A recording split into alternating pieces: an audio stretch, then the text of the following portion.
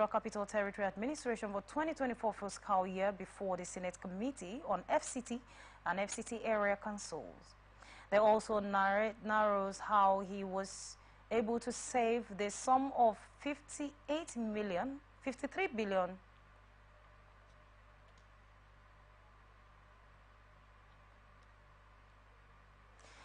$53 million by renegotiating the operation aspect of the Abuja Light Rail contract from $128 billion to $75 million. The minister said the security vote has become necessary to enable the FCTA fund convert operators by security agencies to eliminate threats without going through the rigors of officials, but bureaucracy capable of delaying action and revealing sensitive insecurity information. Wike contributed the difference in the increase to the expected from the commercial bank in the sum of 500 billion naira, which said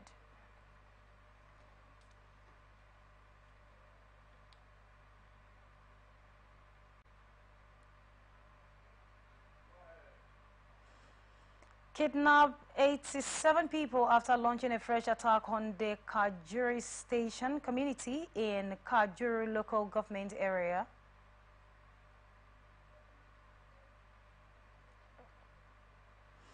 Of Kaduna State, a member of Kajuru Station Youth Harisu Dari confirmed the incident to our correspondent on Monday in Kaduna. Harisu said the terrorists also broke into some shops and stole food items and other valuables. He said they invaded the village around 10 p.m. The attack came barely 2 days after 15 women and a man were adopted in a Dagon Norma community of the same local government area. Kajuru and Kijun LGs had in the same past week become the hotbed of kidnapping, causing tension in the state. Asira explained that no contact has been established yet with the 87 locals adopted on Sunday night. When contacted, the State Police Public Relations Officer ASP Mansur Hassan did not respond to calls or a text message sent to him by our correspondent as of the time of filling this report. You are watching Transition on Atlantic Television Network. We return after this break. On trending stories in politics, business, socio-economy, sports, and documentaries. So catch all the updates on the happenings around the globe. Stay focused on the fact today, only on ATN.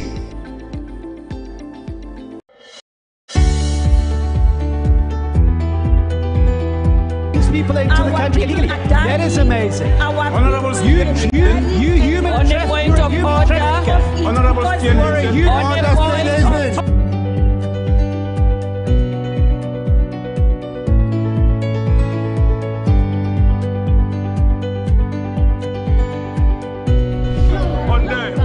they are not picking our calls. They made up their minds. So no agreement with the EU, but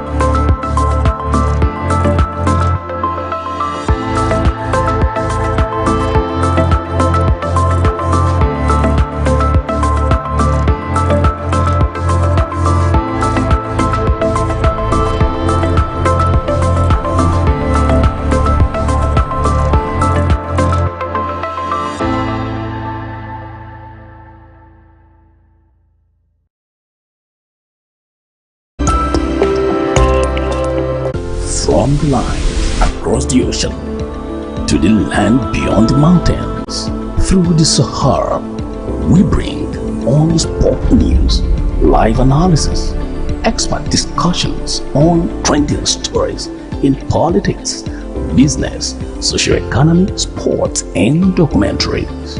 So catch all the updates on the happenings around the globe.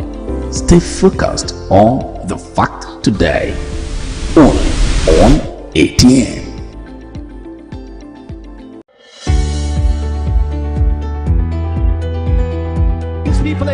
country illegally. That is amazing. Honorable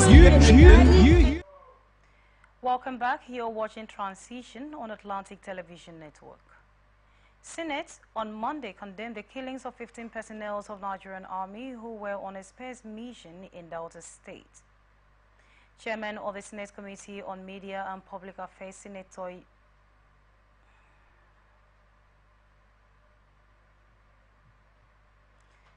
Yemi Aderemodu, who gave the condemnation in a statement in Abuja, described the act as the perfidious height of the barbaric and heinous crime. He said the Red Chamber is solidly in support of the President Bola Tinubu, saying charged to the security authorities to smoke out the undesirable outlaws who put off the glowing light of those promising officers and men. Adaramodu said the Nigerian Army Force need maximum cooperation, prayers and support at this trying period.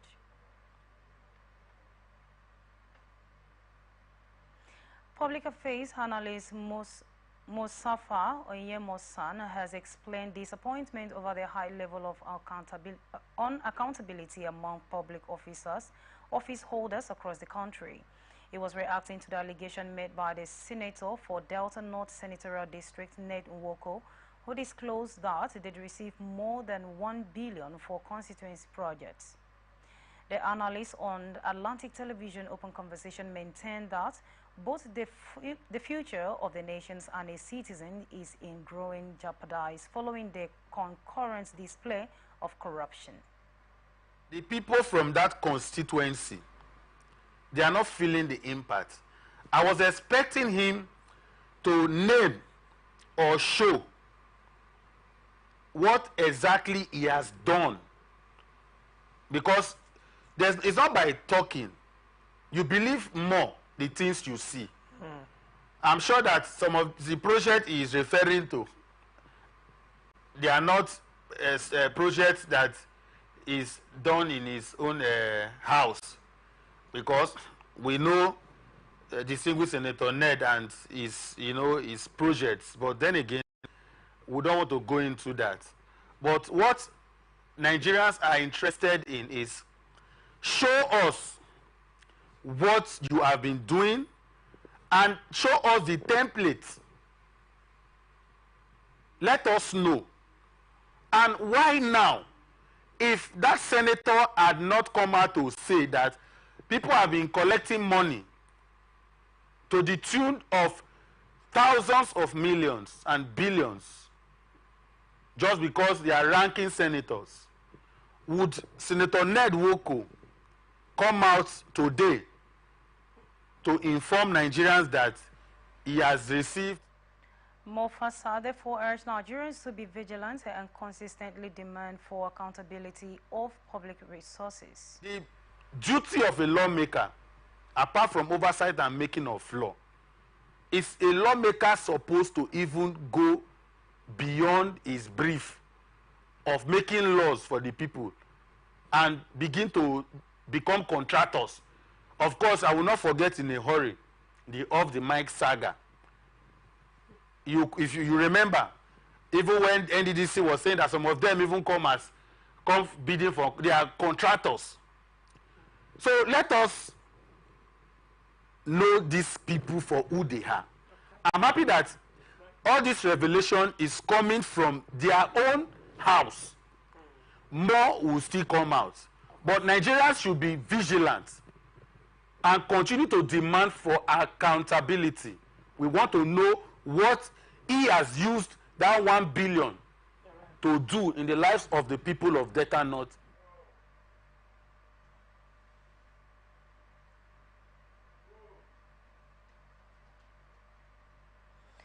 Senate Committee Chairman on Finance and Senator representing Niger East, Mohammed Sani, has said that there was nothing like budget padding in the 2024 approved appropriation. He stated this while addressing journalists in Mina shortly after flagging off an empowerment scheme for over 2,800 constituent members, where they were presented with the sum of 50,000 each. According to him, Nengi's allegation may be right or wrong. However, the embattled senator did not follow the appropriate channel provided by the Red Chamber.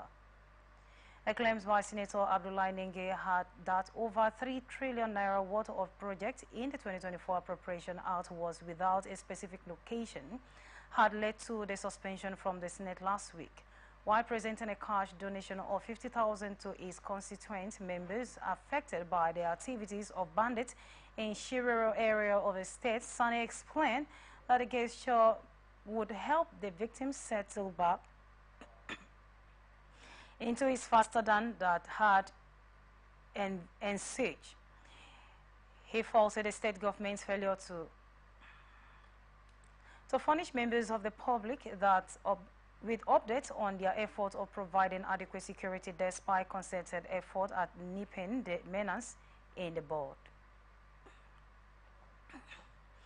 2023 Labour Party presidential candidate Peter Obi has called for a total review of the 2024 budget, citing grave concern over the nation's deteriorating security situation, widespread poverty, food insecurity, and crumbling infrastructure. In a statement on Monday via X, Obi called comes controversy surrounding the current budget and its allocation of resources. Urging swift action from both the executive and the legislative branches, Obi emphasized the urgency of the matter, citing the executive and legislative arm should initiate an immediate review of the budget as it is still in early days of implementation in order to enable them to do urgent involvement of resources to critical areas. Obi noted a need to allocate adequate funding to critical sectors such as security, poverty alleviation, and food security and power supply. Obi highlighted the nation struggling with hunger, food insecurity, and adequate power supply. He therefore urged the executive and legislative arm to consider the many challenges facing our nations and reallocate resources to these very critical areas.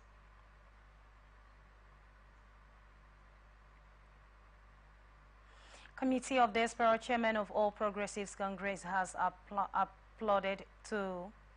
appealed to President Bola Tinubu to intervene in the brewing crisis over the conduct of the election into the United Kingdom chapter. The call is contained in a statement jointly signed by Professor Adesengun Labinjo and Bola Babarinde, the Chairman and General Secretary of the committee, respectively. According to the statement, the speedy intervention of the President is needed following the alleged compromise in the conduct of election into the UK, the Espero chapter. The statement said if the situation is not checked, it might lead to unintended and unfavorable outcomes for the Desperate chapter and the party. The chairman said that the forgery relationship between CDC, APC and the APC headquarters should stop, adding that the Desperate chapter were not in a competition with the leadership of the party. The statement also said that it was worrisome that some elements within the parties were selling form to faction of the party in the UK without approval of the interim executives. Senior Staff Association of Nigerian University has begun its 7-day warning strike in the Federal Capital Territory. Members of the SSANU at the University of Abuja blocked the entrance to the gate of the university on Monday in compliance with a 7-day warning strike.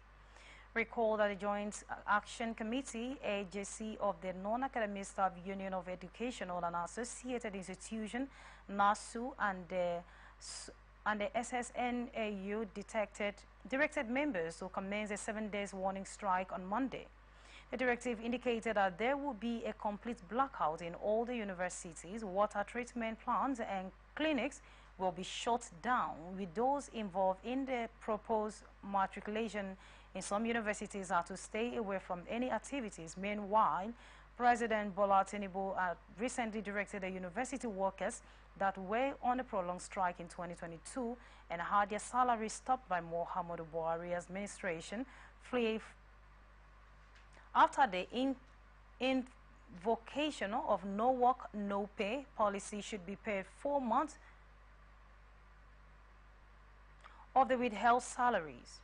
While the Academic Staff Union of University members have since begun paid, the non-teaching staff comprising SSNU, NASU, and the National Association of Academic Technologists are yet to receive any payments. Federal government has begun the mass mustering of the Nigerian Army formation nationwide.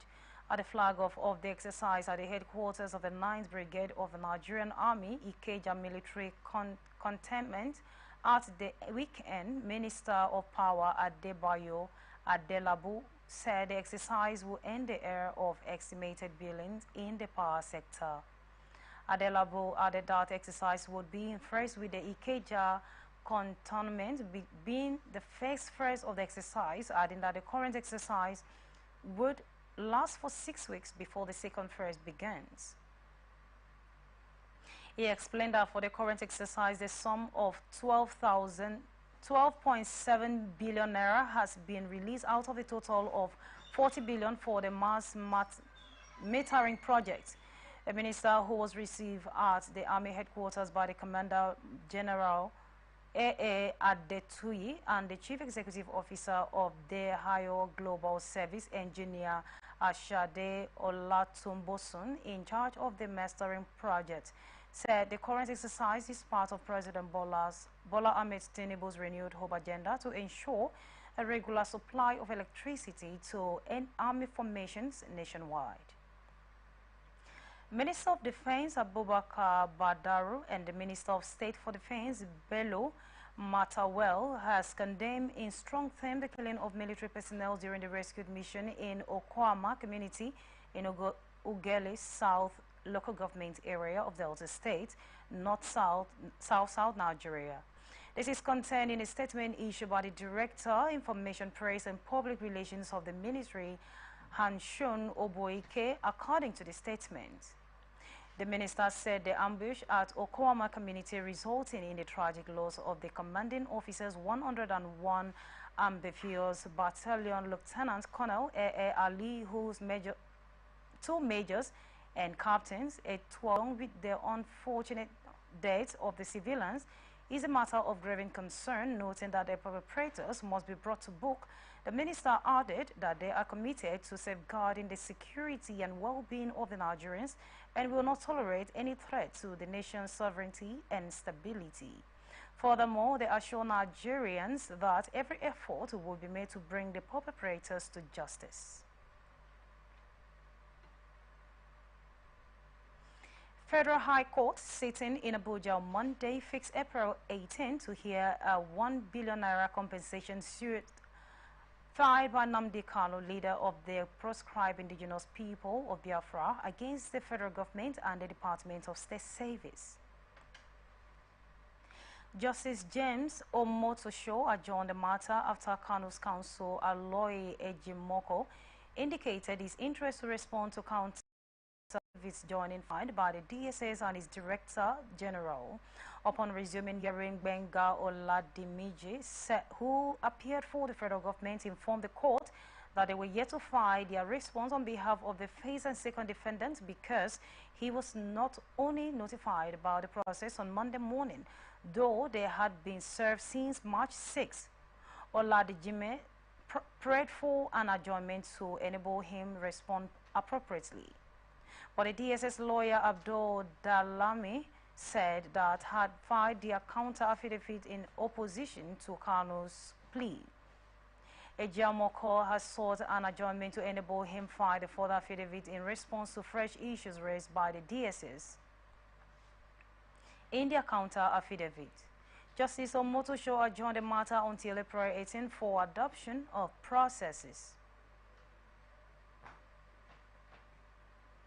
Federal High Court Abuja has ordered Binance Holding Limited to provide the Economic and Financial Crimes Commission with a comprehensive data or information of the persons from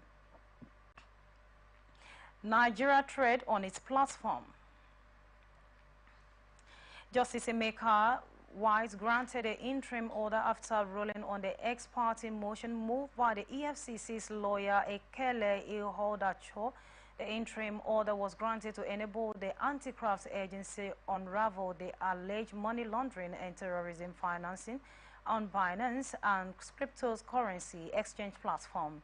A certified true copy of the ruling, which was delivered on February 29th, was cited on Monday. Binance is a cryptocurrency exchange that lists more than 350 cryptocurrencies globally. In addition to cryptocurrency trading, it offers several services that enhance the experience for users and blockchain developers. And now to business reports.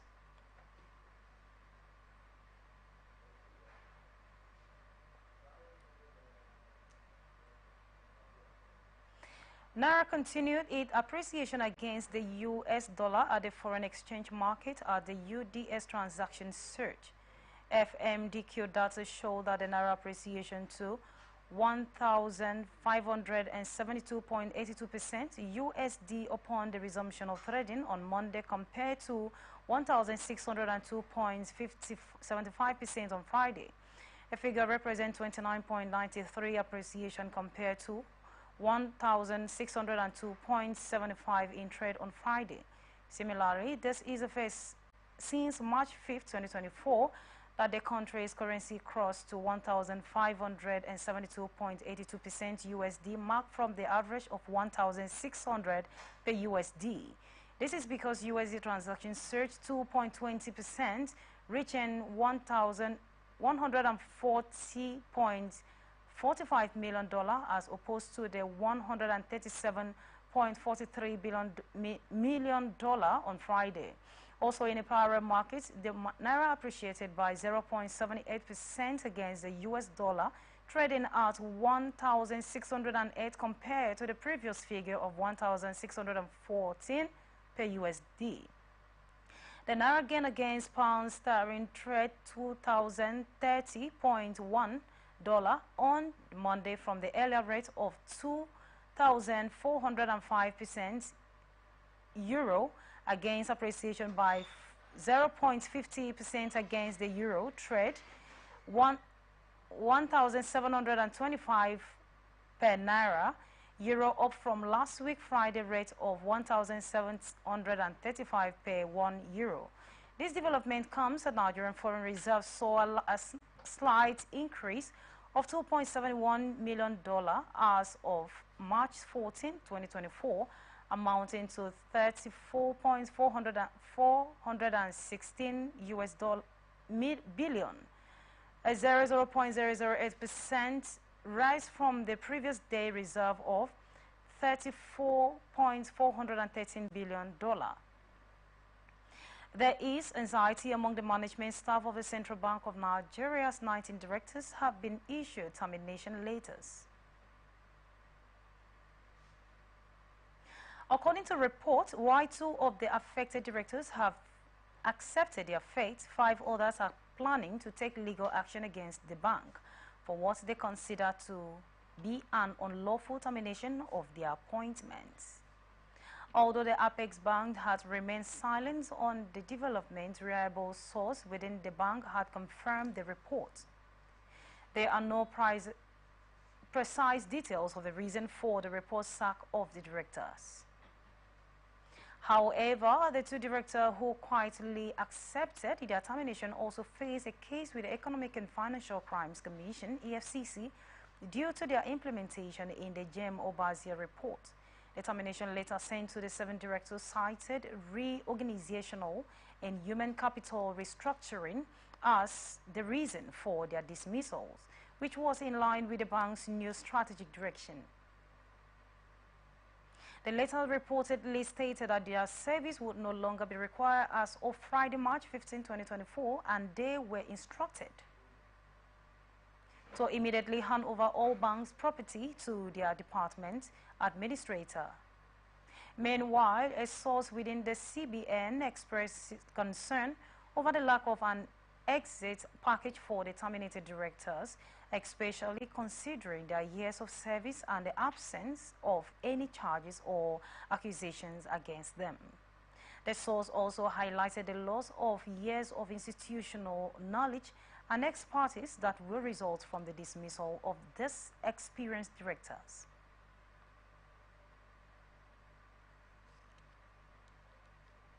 Central Bank of Nigeria has 2.126 trillion in unpaid fund from its intervention program, which has remained unpaid since 2018.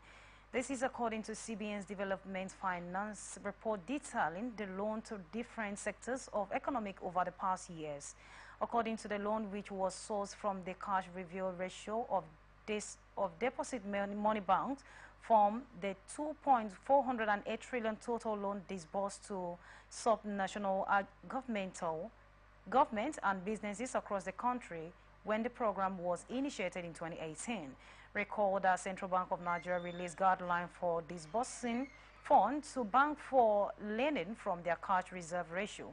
The APEC Bank and stated that the project to be funded must be geared towards backward integration and import substitution. The agricultural and manufacturing sector received 6.002 trillion in intervention from the Apex Bank, and a total of 10.3 trillion naira was disbursed as intervention finance from the CBN over the past 9 years. This represents about 57.78% of the total fund. Olayomi Cardoso, the governor of Central Bank of Nigeria, repeatedly said that the bank would narrow its focus to its core function. Still on the news, international tidbits. Key Russian ally China on Monday congratulated President Vladimir Putin on his election victory, with 99% of the polling section having submitted results. Putin has scored 87.33% of all votes cast. Official election data showed Monday, according to state news agency RIA. It was a record victory for Putin in a presidential election where he faced no genuine competition. Putin on Monday he prizes on Beijing, saying he was sure that in the coming years he will only strengthen and build up our relations and achieve common success for the benefits of the Chinese and Russian people.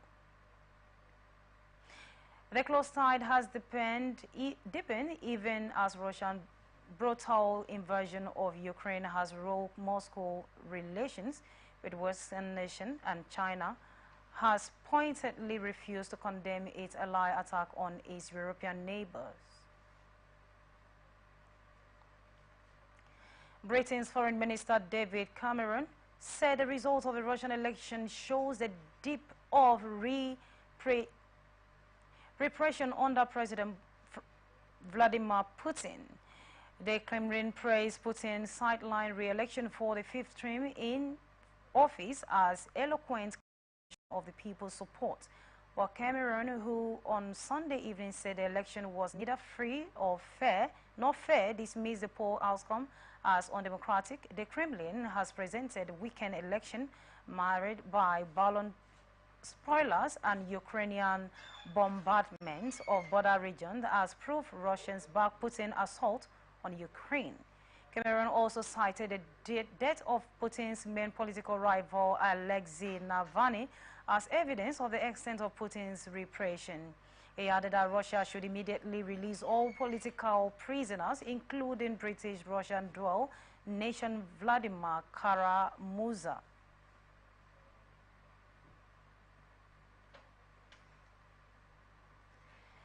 And that's the size of the package. Thanks for joining us. I am Immaculata Irikana. You can join us on Facebook and YouTube, Atlantic Television Network, Instagram and TikTok, Atlantic TV Network 1, YouTube, Atlantic Television Network. Do remember that peace and unity are the pathways to progress. Thanks for joining.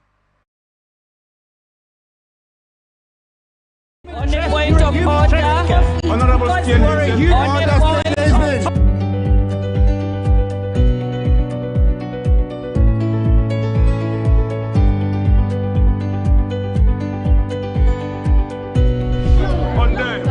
they are not picking our calls. They made up their minds. So no agreement with the EU, but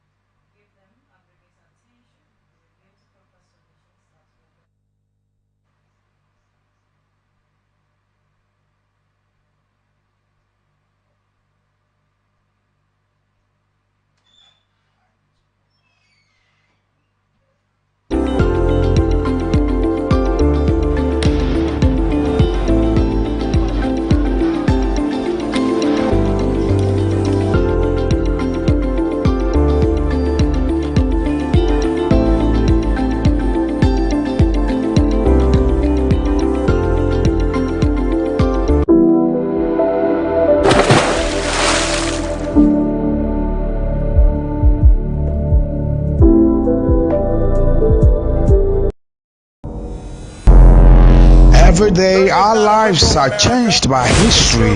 We are one people, all of us. Leaders, politics. Nobody's ambition is what the blood. I have fought very firmly. Natural occurrence, war, and the world economy. I belong to everybody, and I belong to nobody. ATN covers it all on ATN Politics today.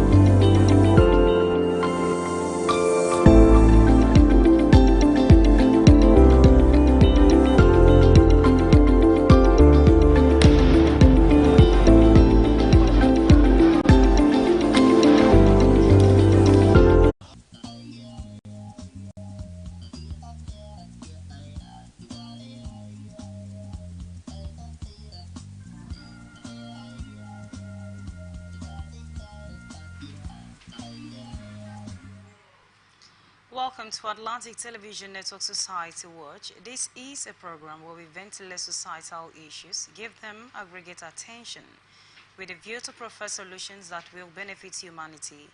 On today's Society Watch, we're looking at numbers of issues, starting from Rivers State. Police arrest teenager for alleged defilement of 11 years. From Delta State, Okwama community clash on reprisal, 20 arrested. Still from Delta State, protesters task force killed 2 motorcyclists. On child abuse, don't employ underage housemates. That's from NAPTIC.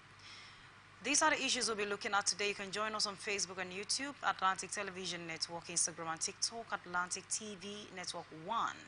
You can also watch us live on our website, atlanticnetwork.tv. When we return from this short break, I will introduce my guest for today. Do stay with us. From the line across the ocean to the land beyond the mountains, through the Sahara, we bring all sport news, live analysis, expert discussions on trending stories in politics, business, social economy, sports, and documentaries. So catch all the updates on the happenings around the globe. Stay focused on the fact today. Only on ATN.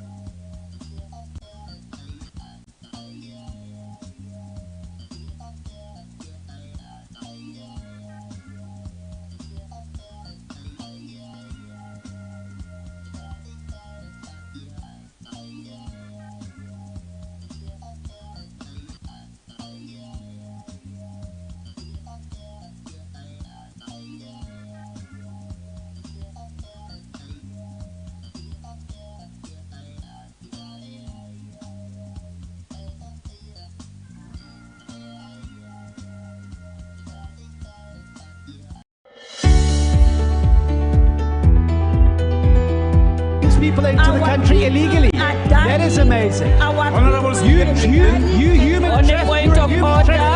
Honorable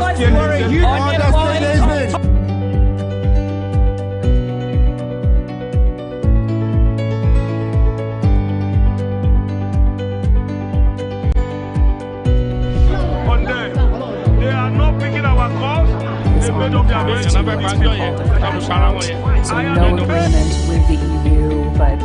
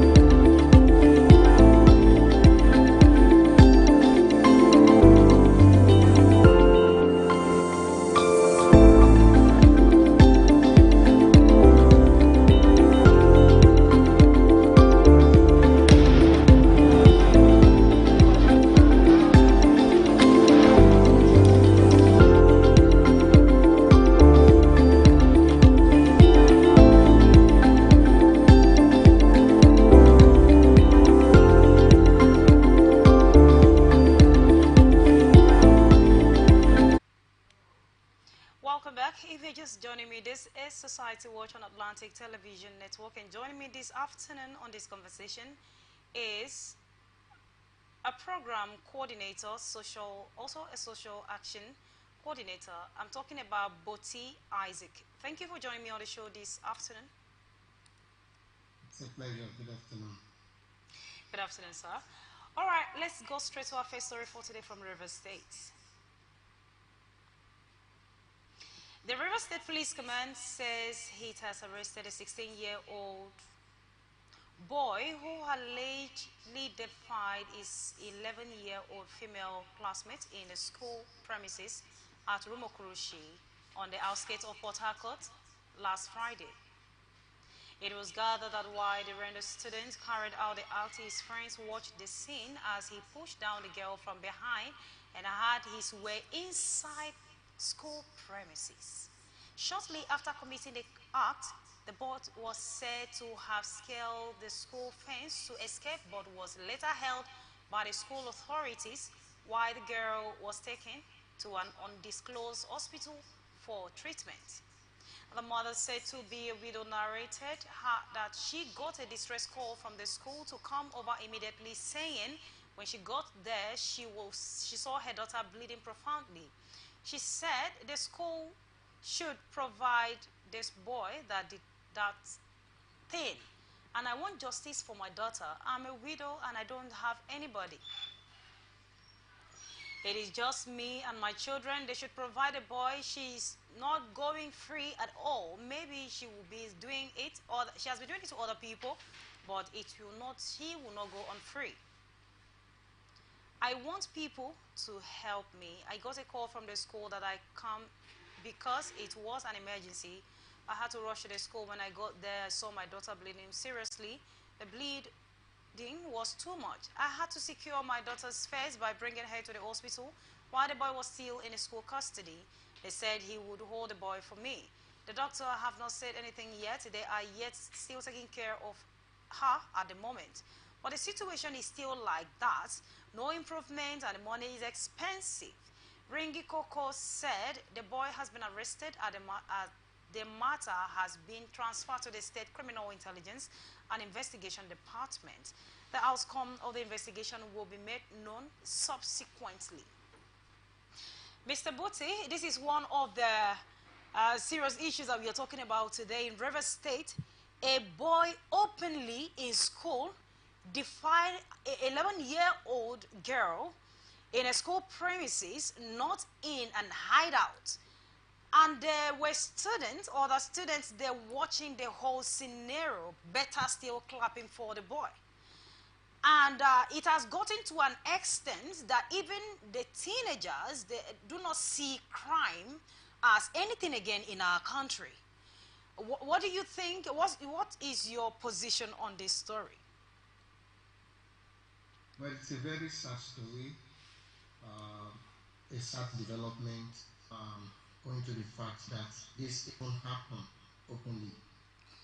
Goes to tell how much values we lose in the society, how much as a nation gotten it wrong.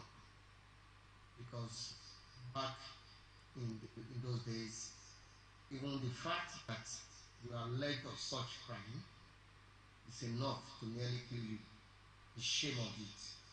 But now, people flagrantly disregard the law and do things that are unimaginable, even openly. That tells a lot of what our society is fast becoming. We are becoming a very careless nation. We are becoming even careless people, because if you look at this state of this this teenager, of course, you can blame it to a lot of things, but majorly you blame it to upbringing. What kind of children are parents raising today? Of course, the answer to that is not perfect. We are raising monsters. Of nowadays are raising monsters and raising delinquent children, because they as parents do not even have the time to train their children. The normal training that a child receives, even growing up as a young boy, don't disrespect your girl, don't beat your younger sister, don't do this. All of those things are lacking because parents are no longer there to train their children. That is on one point. What about in the area of law enforcement? There's also a gap there because many people now do have disregard the law enforcement agency, and because also they are also not doing their job the way they should be doing it. So people have less regard for them and for their work. So people feel that it's not just police. What can they do? Can they do more than just arrest me? And that is why you see people flagrantly violating the laws in the land. And for me, it's a sad development that in this first century we are still experiencing this kind of situation, and it's becoming a norm. It's every day, not just in that community River State. In other parts of the country, when you open to the news, when you listen to local news, you see these things happening on a daily basis, and nothing is done to it. It's a sad development. And as a nation, as a people, we should collectively condemn it and stand against such in our community. Ms. Isaac Botti, do you think parents are not paying much attention to their children's behavior at home, or better still, teachers are not looking at children's activities in school? Is it that they are not really paying attention to these children? That's why they get to do what they are doing? Because, of course, we had in a story yesterday, we just got to know that even in secondary school, children are into cultism. A lot is going on in school, and some persons, a lot of parents will tell you, I train my child well, but when they step out there, they start acting in a way that, I mean, it's not from us. And then teachers are saying that parents are not giving enough attention to their children, and they expect them to train their children. So where do you think all of this is actually coming out from? Well, it's on both sides, both parents and teachers, because at home, the parents have that responsibility of providing that training, that fundamental training. That was why the sayings of the saying "charity begins at home" comes up. You cannot give what you don't have. As a parent, if you are lacking value, your child will demonstrate it outside. And you cannot put the responsibility of your child's restlessness or of your own failure to other people just because they are teachers. Yes, we agree that the teachers have the roles to play. The teachers are supposed to, during the period the child is in school, to watch, to guide, to serve as the guardian, to correct, and all of that. But that does not mean that they have the sole responsibility of training your child. You as a parent, you have to imbibe good attitude, good thinking, of bringing on into your child. The Bible says even that train your child in the way it should be, so that you can have peace as a parent. So if a parent fails to carry out his or her own responsibilities, then you should not blame teachers for it. You should not blame anybody for it. Isaac For Botti, that reason, now, you see a child comes back home telling you that, Mommy, I can't do this thing. This is not what my auntie asked me to do. Does it mean that teachers have more influence on children than their parents now? Or, I mean, how do you balance that? teachers have some influence when it comes to academia. I explained that at home. For instance, my daughter would come home and tell me, Daddy, when maybe she's doing a home fund or an assignment, and would tell me, Daddy, this is not what my teacher says. This is how it should be done. This is what we should do. And I would like, wait, does the teacher know more than me? Or are you telling me that what I'm telling you is not correct? In fact, on some occasions, I've had to go to the school to confront the teacher to say, no, these things is like this, these are like this, are like this, are like this. You don't have to say, no, if it is not your way, your child cannot do it. So that is the kind of thing we're saying. Yes, the teachers have influence, but they have influence to the degree to which you parents become careful, to the degree to which you parents fail to pay attention on your child, to the degree to which you as a parent could not give your child the needed training that will tell the child what is right and what is wrong. Then the teacher will be the one to tell the child, to guide the child, and the child will tell you that my teacher is right. So parents have a lot to do.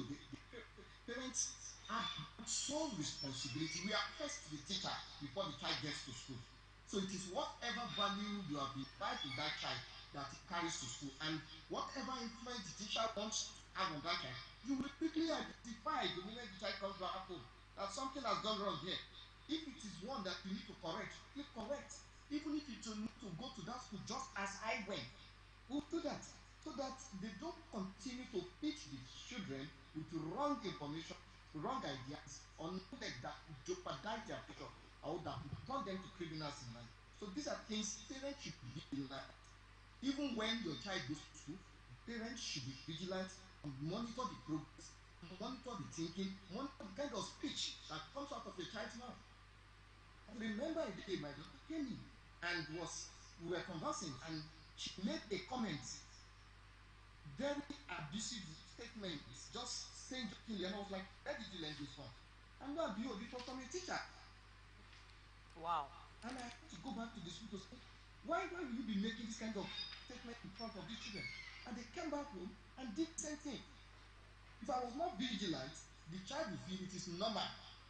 It's a remark made by my teacher, then I can make it too. So these are some of the things parents should do, should pay attention and be able to identify where their child is, or in fact, probably to identify a crisis on time, immediately before. All right, this next story for today is from Delta State.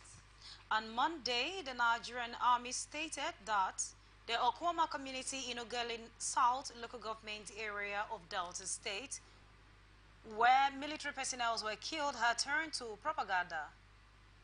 Oyema said if it involved mass arresting, nobody will complain about it, but mass killing are currently ongoing in the community. A situation where soldiers will enter a community and open fire is a terrible thing. The same thing that happens in OD is happening in Okwamak today. When people take laws into their own hands because of the mischief of a few, it becomes a problem. When miscreants go to an area and cause mayhem, the military is taking that to wipe out an entire community. That is sad omen. Onyema stated that resorting to propaganda showed that the killing of the troop was a communal outstretched attack against legitimate forces. Her statement read, the unfortunate killing of the troop of 181 Amphibious Battalion of the Nigerian Army while on peaceful and meditatory mission after the report case of the communal clashes between Okwama and Okoloba communities in Ogele South and Bomadi, LGS of Delta State respectively, is not only despicable but should be unreservedly condemned by all. These are troop committed to peace and security of lives and property of citizens and non-citizens alike in the Niger Delta region, murdered in cold blood by the armed youth gang of Okwama community in the most gruesome, heartless and cruel manners, and wanted ahead of Saka religious database. They remain by the rip out their heart and the very people they were there to protect. Regrettably, the community completes to its dastardly act has resorted to media propaganda and shame Nigerian rather than engage in a positive effort to fish out the perpetrators of this innocuous crime. This, again, is a secular dedication that the murder of the troop was a communally outstretched attack against legitimate forces. He said the false blood being padded by those criminals and their cohort to wipe up sentiments and swear the public to cover up, endorse, or support the outstretched criminal act of their youth gang should be disregarded. It is entirely entity. It is not a regular attempt at justifying their crime rather than turn it themselves to security agency. No amount of propaganda would twist the narratives.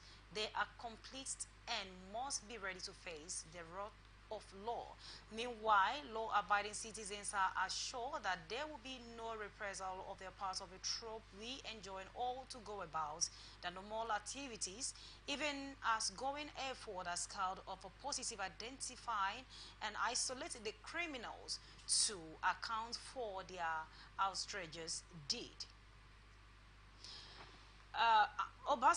Bossy Isaac in 1999, the army attacked Obodi town in Bayelsa State after some soldiers were killed in the community. Last year, army attacked a particular community in Anambra State because about 4 armies were set ablaze in their vehicle. And this time again, Okoma community is on disaster as army personnel are setting the place ablaze because of the 15 to 16 army personnel that were killed. And one will ask, is this always a way of calming down crisis issues? This happened in 1999, and we are still having the same issue going on now. Why is the army always on a verge to wipe out a whole community when something happened to one of them? They are supposed to be protecting us. Yes, we are not saying that, we are not supporting the act that the youth carried out by killing the soldiers. But if there are security personnel and then they are causing more insecurity in our community, what do you think about this particular act? Even though they have come out to debunk the story that they did not destroy anything, they didn't kill anyone, but they need justice for their people.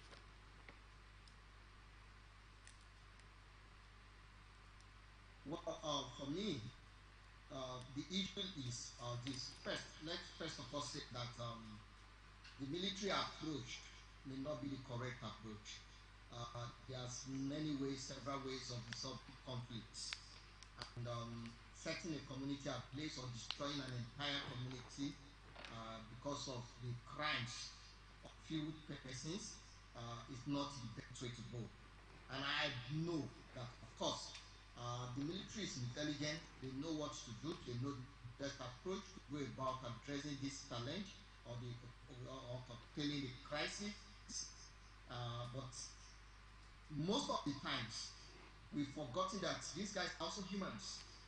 The fact that some persons, some 17 military guys were killed in a most gruesome manner is disheartening, and that cause any right-thinking person who acts even in a very actual way. We shouldn't forget that they are humans. Those that were killed have brothers, have sisters, have wives, have children. They have colleagues who picked up their corpse and saw how gruesomely they were murdered. And we think the human in them will be thinking of, oh, let's just talk to them, let's just pamper them. No, remember these guys are trained to kill. So in that situation, you cannot rule out the fact that such a scenario could play out. Why that is not the best approach, why that is not encouraged, we cannot rule out that they are humans, they have feelings too. And then secondly, the communities are crying out now. I have argued with a friend and I was like, see, if you want peace in your community, you all collectively work to achieve it. You all work to remove any trace of social vice, any social vices in your community. So it's a collective responsibility of community leaders, community youth, everybody in that community to work together to make sure that this kind of occurrence does not happen. The military did not just walk into the communities and start killing them. We should know that. They acted first in a very unruly, disheartening manner.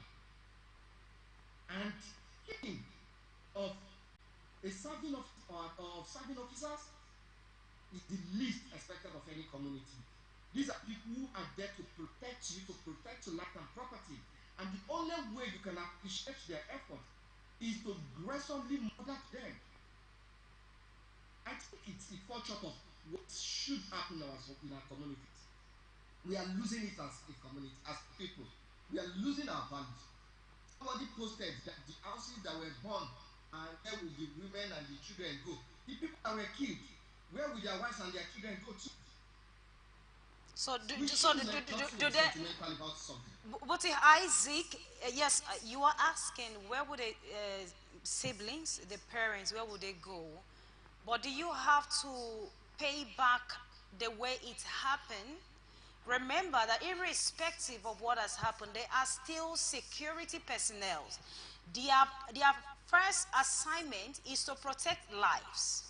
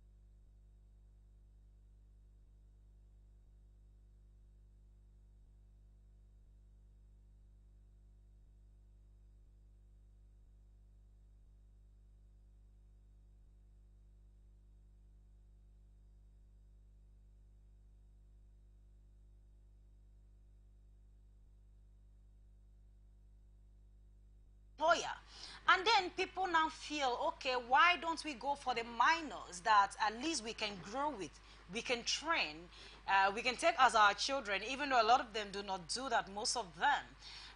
What do you think about the decision of the NAPTIC that underage children should not be had as domestic staff? Otherwise, they will face the rod of the law, especially if they maltreat them. What is your position on that? I think I agree with that position. It's correct. The NAPTIC law made it clear, very clear, that nobody should procure, hire, or get somebody, a child of or an underage as domestic staff. Why can't people obey the law? For me, the challenge again is the fact that while, yeah, maybe the law may not necessarily be chasing you around or chasing people around on that, the attitude of those who procure the services of this underage to them is even what is more troublesome, more worrisome. You see a situation where somebody has a child of 8 years as domestic staff, and while his or her own children go to good schools, the child is at home doing nothing, not going to school, and if I go, we have to go to a local school somewhere, or where the child is eating, where their own children are eating on the dining, the child is eating in the toilet or somewhere. We have seen those instances. For me, these are terrible attitudes. If you cannot take care of another person's child, then don't bring the child. Don't accept to have the child, either as domestic staff or as helpers, anything you may want to call it. It is wrong. You see people violating their right, the rights of these children. Look at the picture that was shown, the image that was shown on the news. Look at that child. How can somebody hit another person's child to that point with all those marks on his body? It's troublesome, it's worrisome, and I think this is where the law needs to be more stringent. There should be a stricter penalty for any such that, if yes, of course there is, the law should criminalize it, and more people should be sent to jail for this kind of activities, or this kind of inhumane treatment on another person. So I agree totally with the law. If you cannot, then don't procure the service of such type. All right, Mr. Boti, but let's ask now. Now they are talking about minors, all right, being employed as domestic staff. Of course, presently, there are some houses harboring domestic staff that are between, within 15 below, all right? So what do they do at this point? Should the NAPTIC, according to the NAPTIC opinion, that is against the law, should they go back and take these children? How should they go about it? Even though they're saying if you want to employ them, you have to treat them like your own children. But what about those that are not fortunate enough to be in a particular home that they are actually enjoying what the children are enjoying?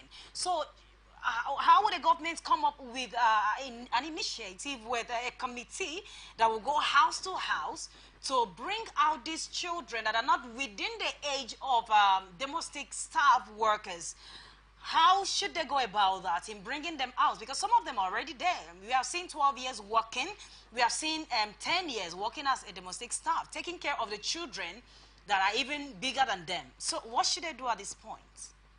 While it may not be possible for government to go from house to house, fetch them out, I think the more important thing is that the government can come up with policies or regulations that will allow anybody who has a domestic staff to register with the government, to get consent or approval before you keep that in your house. You keep such a child in your house, either minor or teenager or adult.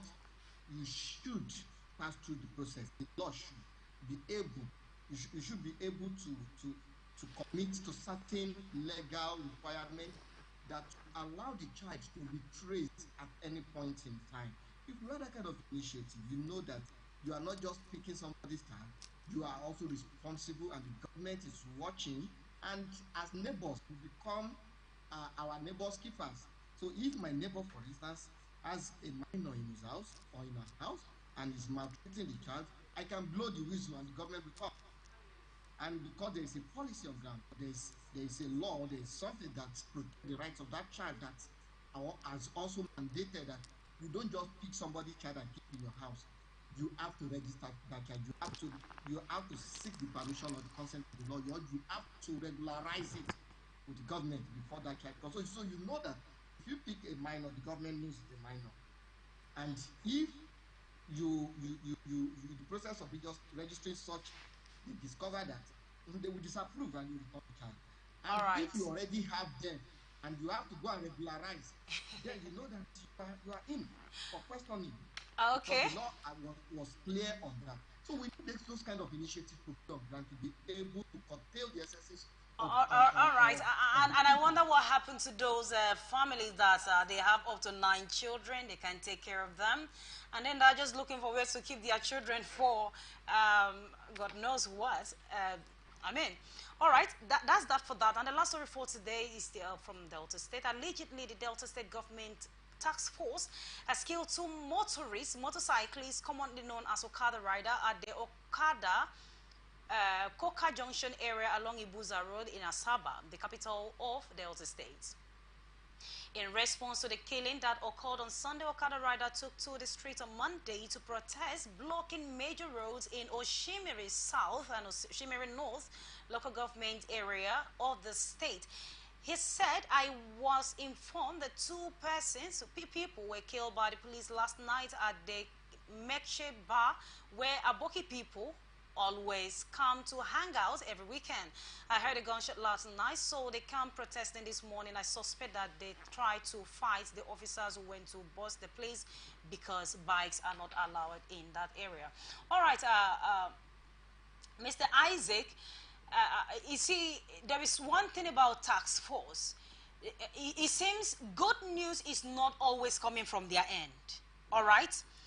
We have the one here in Port Harcourt where the way they handle people is really not something to write home about. And then we also have the one that came from still Delta State. I think that was by us or something thereabout, where task force personnel engage in fights, flogging people in Imo State, in Anambra State. So good news is not always coming from their end. And I'm asking, what is really their duty? Is it to fight the citizen, or is it to help them do the right thing? Is it to be the eye of the governor? What is it? To be the eye of the governor, to be the eye of the state by guiding citizens to do the right thing, to follow the right paths, or to take the right course, or to follow due processes. But like you mentioned, and like I've been seeing in the news, they are fast deviating because they are now start abrogating rights and power that they do not have to themselves. The moment they are employed and they are given the uniform, they see themselves as God, as a demigod, and begin to act with impunity. That is the situation where in all the states where they are. We saw it even in Lagos with the last man. People who control traffic, they become so powerful, so emboldened that they feel that no, they are not responsible to anybody. They become authority on their own, and they can do and undo. This is one of the challenges that we've seen with where government creates agencies that are not properly, how do I call it? I won't use trained. Some of them receive training, but they are not properly monitored. They are not properly guided themselves. Their duties are also not made clear because some of these fights, sometimes they even see themselves as police. They behave like police. They feel that they have the same power, the same authority as the police do. So for them, it's about power for them. It's an opportunity to exhibit their power, and rather than using it to help the people, they are now using it to inflict pain, to inflict troubles. Well, we hope that the government will review this again, because the way at which tax forces are going about handling citizens, handling people's goods is really not okay. But we hope that there will be a sensitization, orientation to talk to these people on how to handle the citizens. Thank you so much, Isaac Boti, for joining me on the show this afternoon. It's a pleasure. Thank you for having me too. Thank you. I am Immaculata Irikana. If you miss out, you can join us on all our social media platforms, Facebook and YouTube, Atlantic Television Network, Instagram and TikTok, Atlantic TV Network 1, X, Atlantic TV Net. You can also watch us live on our website, atlanticnetwork.tv. You can get our app from Play Store, Atlantic Television Network. Do remember that peace and unity are the pathways to progress. Thank you for watching and continue to stay connected on ATM Social. See, we come here next time. Good afternoon.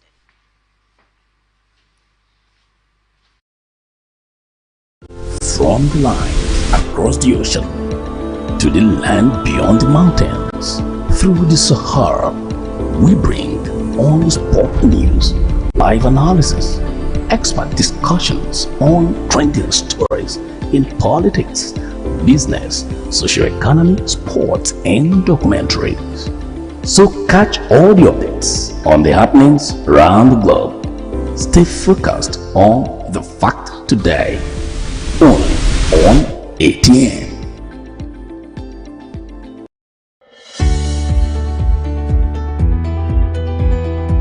People into the country illegally. That is amazing. Honorable You human trafficker. Honorable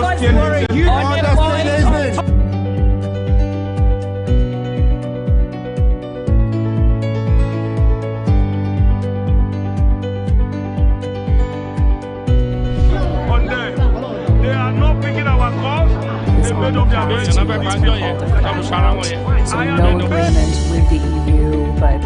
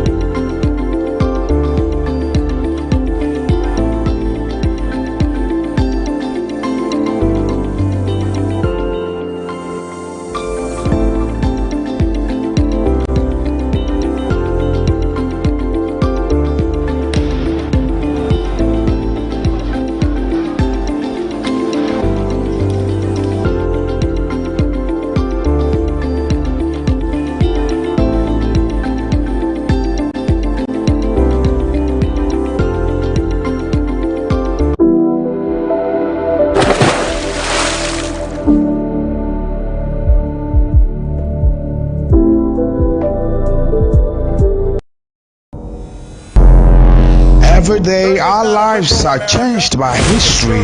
We are one people, all of us. Leaders, politics. Nobody's ambition is what the blood. I have fought very firmly. Natural occurrence, war, and the world economy. I belong to everybody, and I belong to nobody. ATN covers it all on ATN Politics today.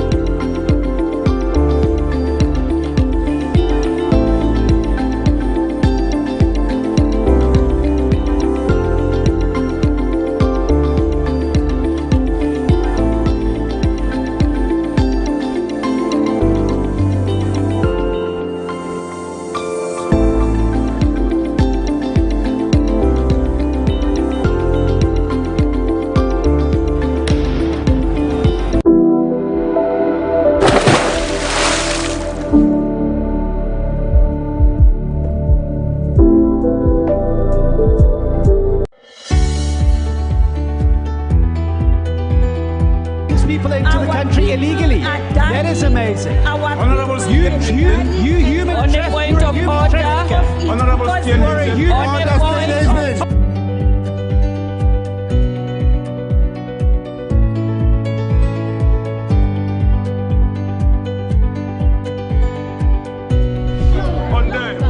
They are not picking our calls. They made up their minds. So no agreement with the EU, but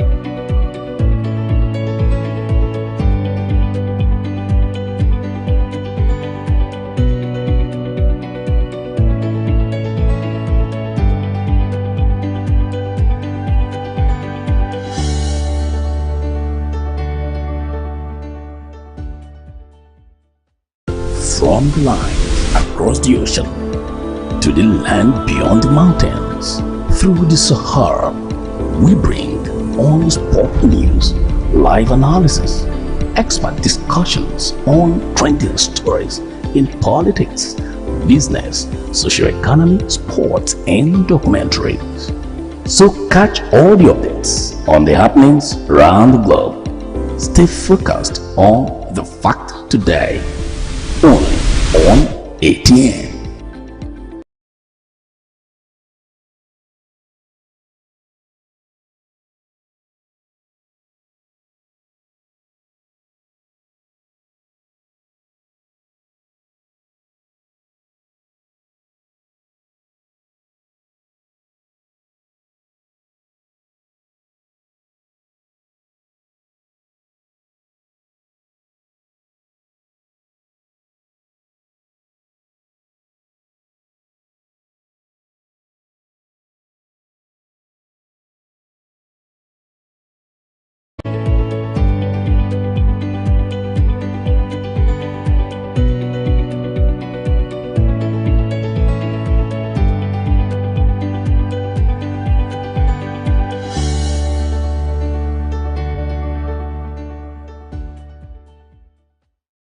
From the line across the ocean to the land beyond the mountains, through the Sahara, we bring on-spot news, live analysis, expert discussions on trending stories in politics, business, socio-economy, sports, and documentaries. So catch all the updates on the happenings around the globe. Stay focused on the fact today, only on ATN.